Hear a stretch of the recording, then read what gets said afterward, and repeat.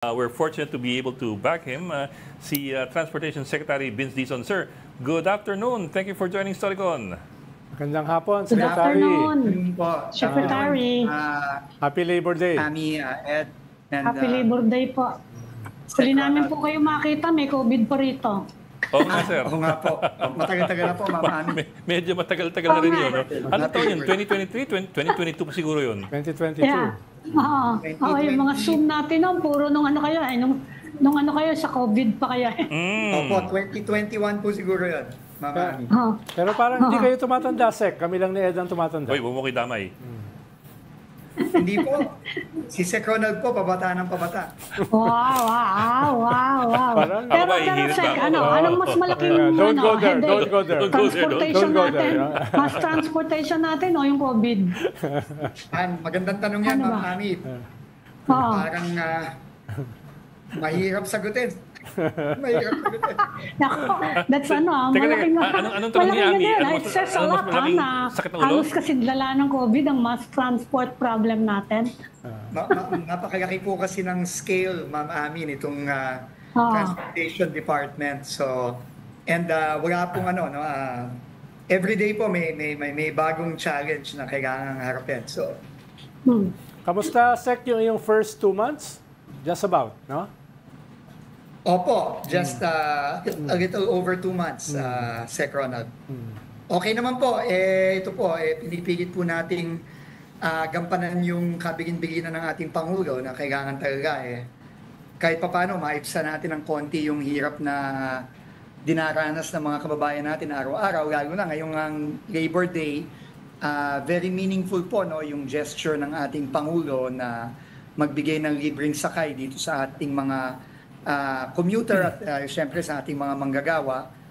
Never done before itong ginawa ni Pangulong Marcos na 4 na araw po niyang pinalibre ang sakay sa MRT, LRT1 at LRT2. No? At kahapon nga po, we just got the numbers.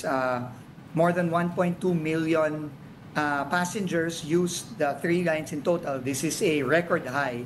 Typically po kasi on average, mga lampas lang po ng 800,000 ang gumagamit ng 3 lines natin sa Metro Manila. Kahapon po, lampas ng 1.2 million. At ine-expect natin, mas madami pa po bukas sa araw ng Biyernes kapag bumalik po tayong lahat sa trabaho tomorrow.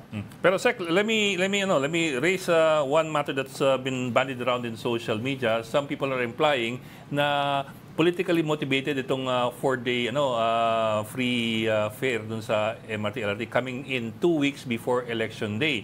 Kasi parang sabi nila sabay-sabay mukha sabay-sabay na may libreng MRT LRT tapos may 20 pesos na bigas coming in 2 weeks before election day. Unang-una, Sir Ed, no? I mean, May 1, Labor Day never changes. No? It's always on May 1. And I think hindi naman natin maiiwasan yung mga ganong mga comments, pero alam niyo po, no, nung inutusan po tayo ng ating Pangulo, I mean, the sincerity of the President has always been there from the time I joined the cabinet. No? Nung una po naming pag-uusap pa lang, ang sabi niya, simple lang, kailangan gawin nating mas conveniente ang pang-araw-araw na pagbiyahe ng mga kababayan natin. Kasi naiintindihan ng Pangulo ang hirap na dinaranas nila. No? He feels their pain and he just wants to really help them. Alam nyo, ito pong mga napakalalaking mga proyekto ng DOTR at itong gagawin nating subway, itong gagawin po nating tren mula Metro Manila hanggang Clark, hanggang Calamba. Ito po talagang makakapag-alleviate dito sa pang-araw-araw na hirap natin sa pagko-commute. No? Pero naiintindihan po ng Pangulo natin na this will take time. No? These projects take time. Pinapabilisan niya ito. Alam natin na napakaraming delay na nito. Ang iba sa mga proyektong to, dekada na ang binilang. Ang sabi ng Pangulo, bilisan natin lahat yan. Pero in the meantime, kung ano po ang kaya natin gawin para maibsan yung hirap nating ng mga kababayan natin sa daily commute, kailangan gawin natin. And this is just consistent with that. So yun po, no? I mean, yun po ang motivation ng ating Pangulo from the very beginning. Secretary, bago tayo malagwa pa doon sa mga short-term, medium-term at saka long-term plans ng inyong ahensya.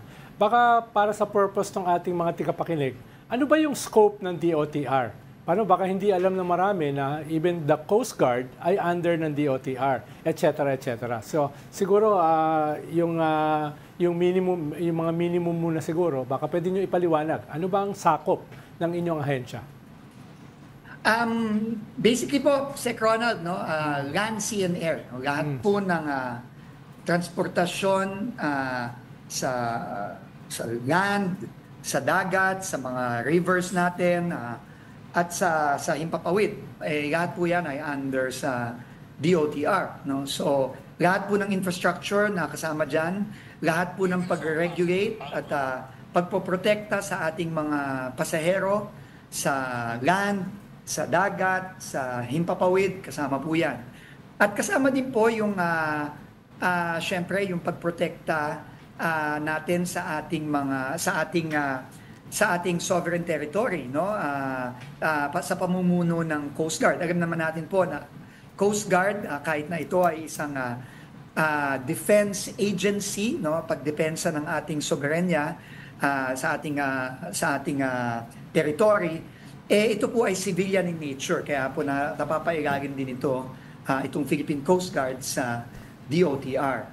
So, tama po kayo, Sec Ronald, napakalawak po nito, pero ito nga po, dati po mas malawak pa po yan dahil po nung wala pa tayong Department of Information Communications Technology, ang DOTR po ay DOTC, no? So pati po yun yung ating telecommunications ay kasama sa departamentong ito, pero buti naman po at ito'y nahiwalay na at medyo gumiit ng konti, pero napakalawak pa rin po.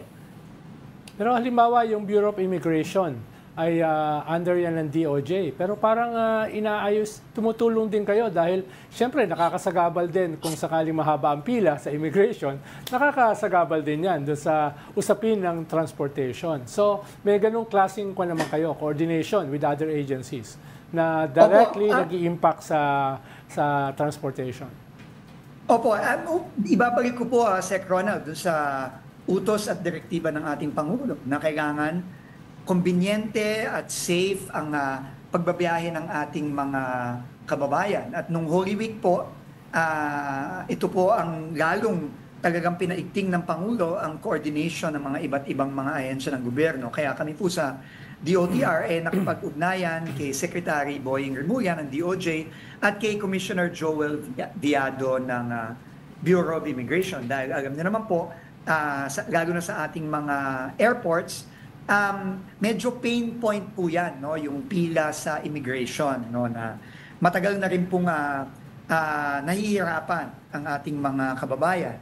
Pero dahil nga po sa utos ng Pangulo, dala ng utos ng Pangulo, kami po ay nagtulong-tulong at nakahanap po kami ng mga paraan para kahit papaano maibsan yung mga pila, no, at yung oras na binibigay ng ating mga kababayan at yung convenience na ibigay po natin yon nung Holy Week. Nakita po natin na kahit na ang Holy Week, traditionally yan po ang pinakamabigat na daloy ng mga pasahero sa mga international airports natin. Medyo kahit papaano po napaigsi natin at napabilis po natin ang mga pila sa immigration.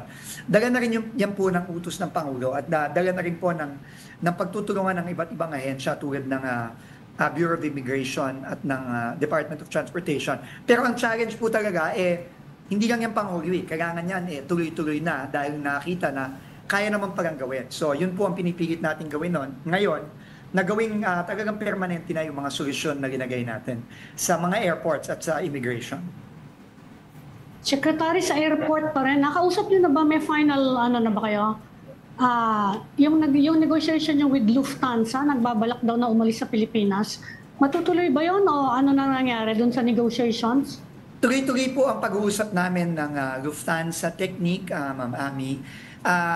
Hindi lang po ako, pasensya na po, I'm not at liberty to divulge any of the details until they are finalized. No? Alam niyo naman po, ang mga foreign investors natin ay very sensitive.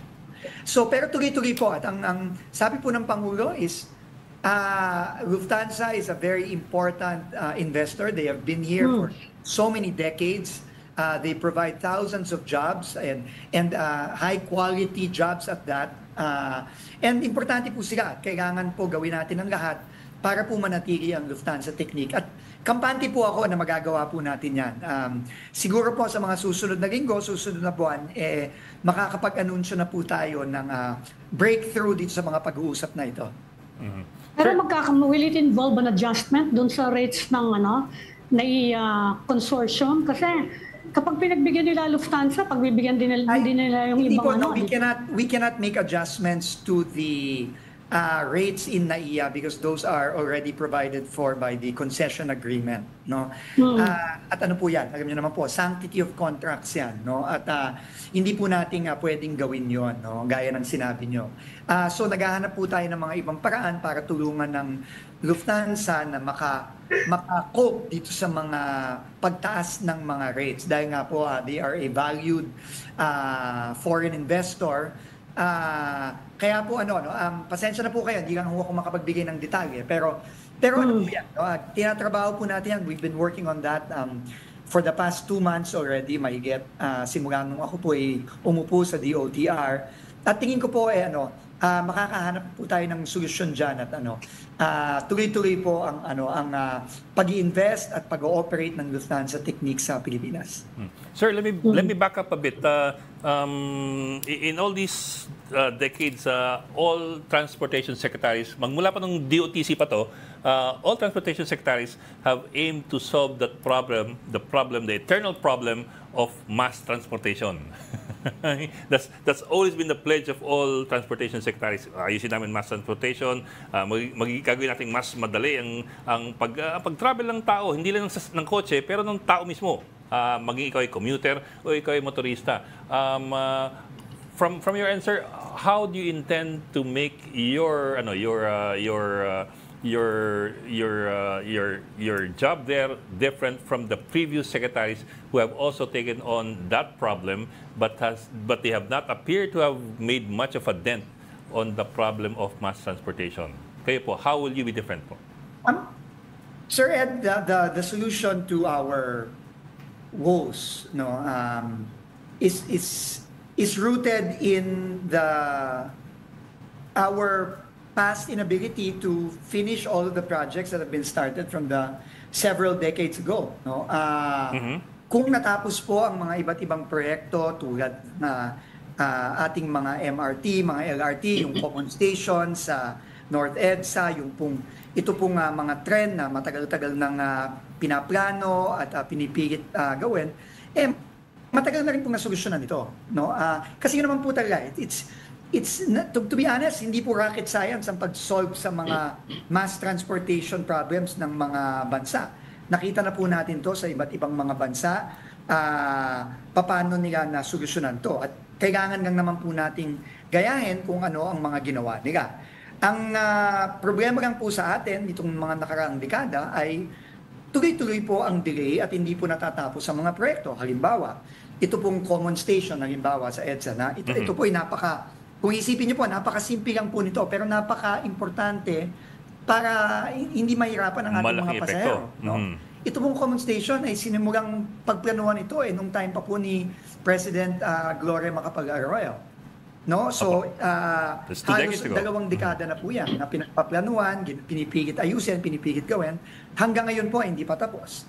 Yung pong MRT-7, yan po, 2009 pa po yan unang pinlano at inihain. Ito pong Metro Manila hanggang Clark, yung matagal ng sinasabing North Rail. Panahon pa po yan ni President Ramos nung simulang planuhin yan. Pero hanggang ngayon po hindi pa tapos. So, siguro po ako po, unang-una, hindi ko naman po, hindi po ako klase ng taong mahilig mangako. No? I don't like making promises personally. No? Siguro po, ang sasabihin ko lang po is, tingin ko po, dito sa natitirang 3 taon ni Pangulong Bongbong Marcos, is marami po dito sa mga proyekto pong to ay finally matatapos po natin. No? Yun po ang kabilin-bilinan ng Pangulo and yun po ang plano naming gawin. From MRT-7 to the common station to the North-South commuter rail, at least from Valenzuela to Clark, yan po ay pipilitin nating matapos bago po matapos ang termino ni Pangulong Bongbong Marcos. But in the meantime po, marami naman po tayong pwedeng mga gawin na mga maliliit na bagay, yung tinatawag na proverbial low-hanging fruit. Low-hanging fruits. No? Na kahit papano, habang hinihintay nating matapos lahat itong mga proyektong napakalalaking to, na magiging ultimate solution sa mga problema natin, kahit papano, maibsan man natin ng konti. Kamukha po yung nakikita ko ngayon sa screen, itong mga pila na akala natin never nang maaayos. Ito po ang mga pinipilit nating maayos paunti-unti sa pamamagitan ng mga bagay na tingin natin kaya namang gawin, no, habang hinihintay natin itong mga malalaking proyekto tulad ng subway, tulad ng iba pang mga light rail na kailangan ng gawin na rin dito sa Metro Manila at sa iba't iba pang syudad sa Pilipinas. In relation nga dyan, Secretary, no, napaka-pervasive ng problema natin sa transportasyon. Kaya kinakailangan talaga ang whole of government approach. Halimbawa, kung titignan natin halimbawa ang Singapore, hindi lang sapat na in-improve nila yung kanilang mass transportation, diniscourage din nila yung pagdami ng sasakyan sa kalsada. Which is a role hindi lamang ng transportation department, kung hindi halimbawa ng finance, di ba, at iba pang ahensya ng gobyerno. May ganun bang convergence ang gobyerno ngayon para gawin yung bigyan ng solusyon? Dami mong reklamo dyan. Oo, yung mga problema na ganyan. Dahil hindi kasi kahit may mass transportation ka, kung lahat ng mga tao ay bili pa rin ng bili ng sasakyan at yung sasakyan nila hanggang You will run out of roads. hanggang 50 years old na ay ginagamit pa, talagang mawawalang kahit Kung ganyan, kami mga lumang sasakyan, nawawa naman. Pero Ronald, that's a chicken or egg thing eh. Kasi Exactly, halimbawa ako, hindi naman umaabot sa akin yung Exactly, LRT eh. Paano yun? Kaya kami nagkukotse dahil wala kaming mass transport na matino. It will take me 2 hours to get here. Kung nakakotse ko na 30 minutes lang, kung magta-transport ako 2 hours yun. Dahil nga sa kakulangan ng mass transport. Tapos hindi na fresh si Ami pagdating sa opisina. Tama po si Ma'am Ami. Ma'am Ami, you took the words right out of my mouth. No, I think tama po yan. Ang prerequisite po dito sa mga interventions para kontrolin ang mga sasakyan, tingin ko ay talagang isang widely planned and widely executed mass transport system. Hindi po tayo pwedeng hindi po natin pwedeng unahin ang pagkontrol sa pagbili ng sasakyan kung wala pa po tayong mass transit na efficient na in place, no? At ngayon, aminado po tayo, talagang wala po, no? Kulang-kulang po tayo, halimbawa po, no?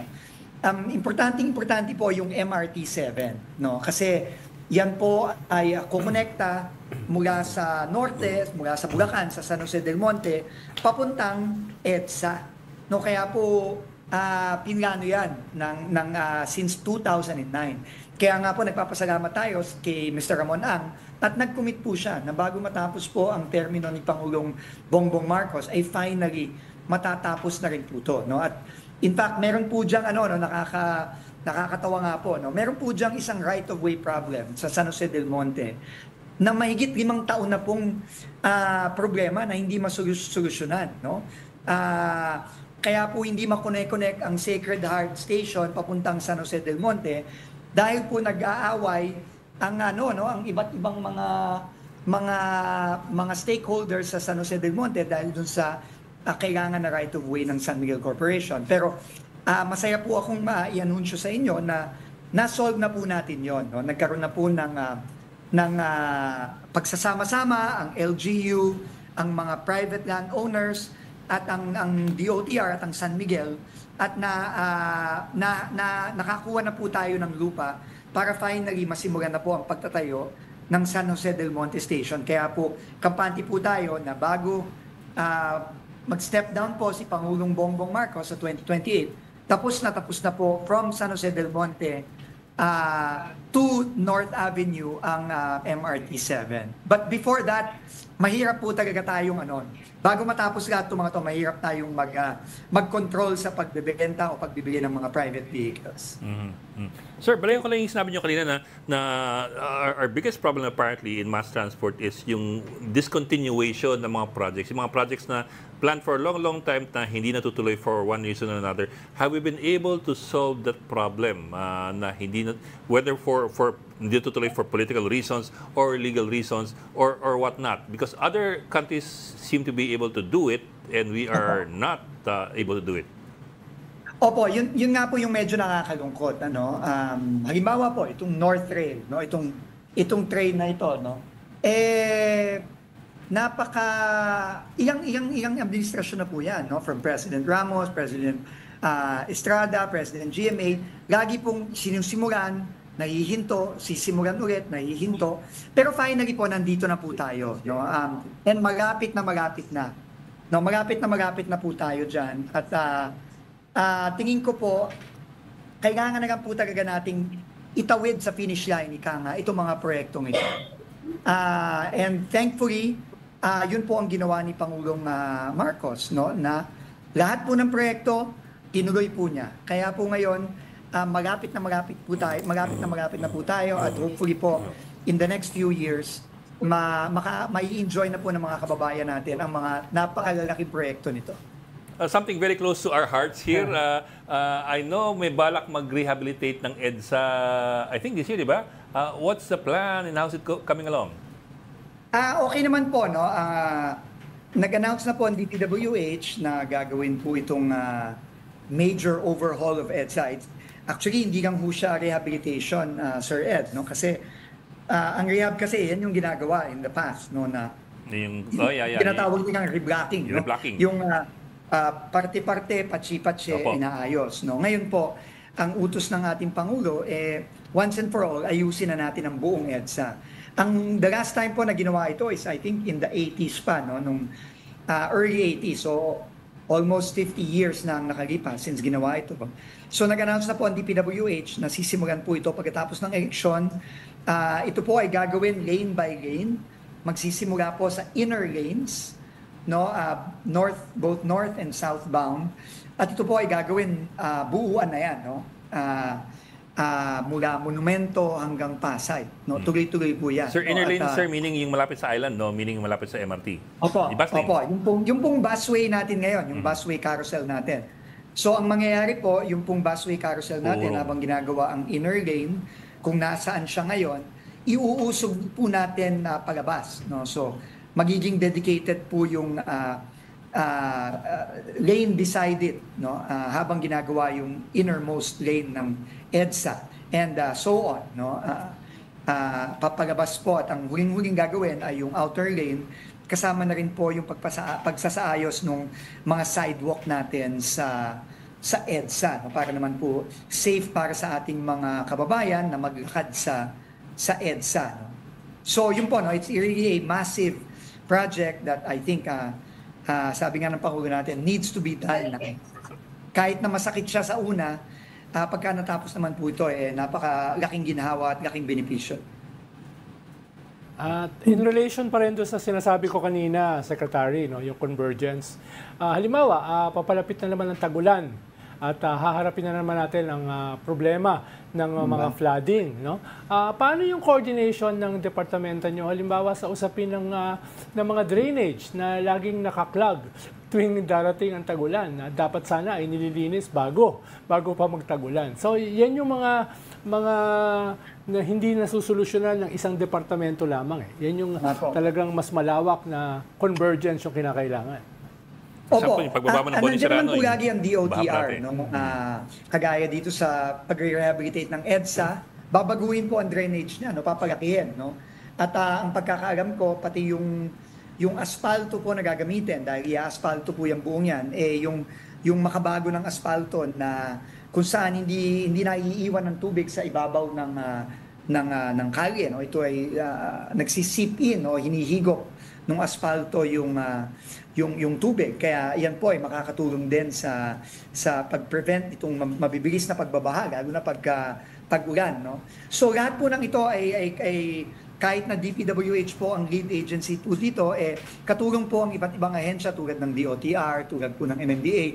At napaka-importante din po ng role ng ating mga local government units dahil sa along EDSA lang po, halos 10 ata ang local government units na binabaybay ng EDSA. No? So, kailangan lang po talaga magtulungan lahat. No? Pero ang maganda naman po, nanggagaling po sa ating Pangulo ang kumpas, ang utos, at lahat po kami ay kailangang sumunod at talagang magtulong-tulong para kahit papano hindi naman po masyadong maapektuhan na ang ating mga kababayan dito sa mga proyektong ito. Pero sir, will there be any changes will there be any changes in the system in EDSA itself? For example, from the bus lanes to the bicycle lanes to a potential motorcycle lane, any changes at all in the way the flow of traffic is going? It has been going. Opo, meron pong mga gagawing obviously, no, marami pong gagawin ng MMDA na traffic management habang ginagawa ang EDSA. Dahil po ang mangyayari dyan, dahil po ang busway natin, alinsunod na rin sa utos ng Pangulo na ang priority natin ay mga commuter, the busway will remain. The dedicated busway will remain despite the overhaul of EDSA. No? So, ano po yan? 2 lanes po ang mawawala dyan. No? Oh, okay. At 2 lanes ang mababawas, no, para sa ating mga sasakyan. So, kailangan po talaga ng traffic management na gagawin dyan. Mga alternative lanes, meron po kaming ginagawang usapin ngayon para po mas magbigay ng insentibo para gamitin po ng ating mga kababayan yung ating mga motorista, yung mga elevated highways natin tulad ng Skyway Stage 3 at ng Harbor Link. So marami pong mga pinag-iisipan, pero siguro po sa mga darating na linggo bago mag-eleksyon, i-anunsyo na po namin sa pamumuno ng DPWH yung lahat ng plano po dito sa gagawing EDSA overhaul in the coming months, starting this year. Secretary, maraming gagamit niya mga overhead railroad networks na yun kung medyo bababaan yung presyo ng toll. Pero kung gano'n titignan po natin, Ma'am Ami, no? Lahat naman po ay pinag-uusapan natin, pero alam niyo naman po, syempre, yan po ay may mga kontrata po yan, no? Hindi naman natin pwede basta-bastang baguhin. Pero lahat naman po, tingin ko pwedeng pag-usapan. At importante din, no, gaya ng sinabi mo, Ma'am Ami, importante din lagi ang role ng private sector, no, dahil bagay din po ang role nila, lalo na sa ating mga tollways. So ano po yan, no, lahat po yan is right now pinag-uusapan po lahat yan together with MMDA, DPWH, mga LGUs natin, pati na rin itong mga toll operators natin. Sana banggit niya ang LGU. Actually, ang nirereklamo ng mga karamihan sa mga developer ng infrastructure dito ay yung right of way. Nasabi nila, it should be the role of the government to negotiate. In fact, yung north-south commuter na yan, yung road problem nga ang naging problema.